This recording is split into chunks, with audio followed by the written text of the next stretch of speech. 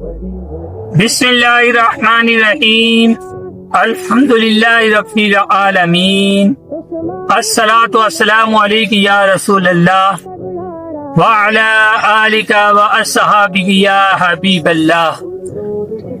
آج میں نے مناقب و فضائل حضرت عثمان غنی رضی اللہ تعالی عنہ بیان کرنا ہے۔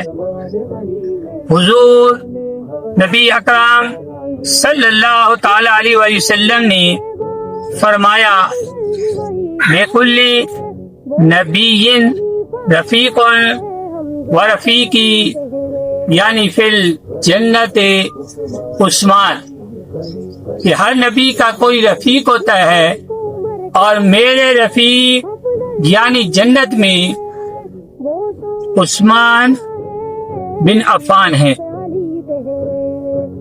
حضرت عثمان غنی رضی اللہ تعالی عنہ کا نام عثمان ابن عفان ابن ابی العاص ابن امیہ ہے۔ کنیت ابو عبداللہ، لقب جامع القرآن ہے، عمری ہیں، کرشی ہیں۔ عبد مناف میں حضور نبی کریم صلی اللہ تعالی علیہ وسلم کے ساتھ مل جاتے ہیں۔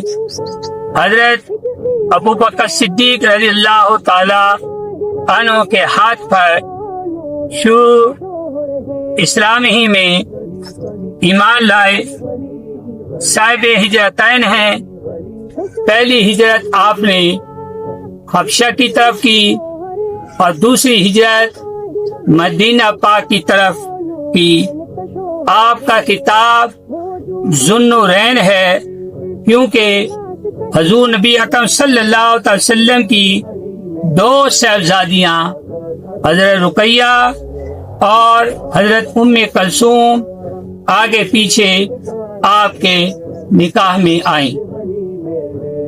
حضرت عثمان رضی اللہ تعالیٰ عنہ کے سوا اولاد آدم میں کسی کے نکاح میں نبی کی دو بیٹیاں نہیں آئیں۔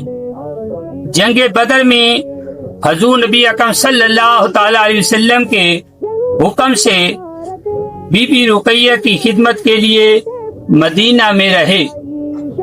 آپ کو غنیمت کا حصہ دیا گیا۔ صلح حدیبیہ میں آپ حضور صلی اللہ علیہ وسلم کے بھیجے ہوئے مکہ معظمہ گئے تھے۔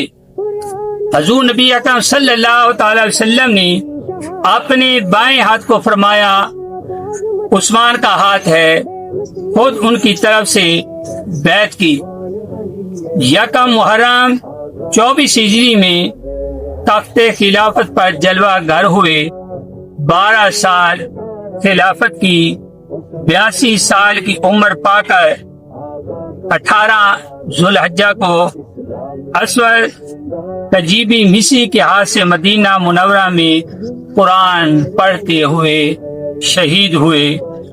جنت البقیع میں آپ کی قبر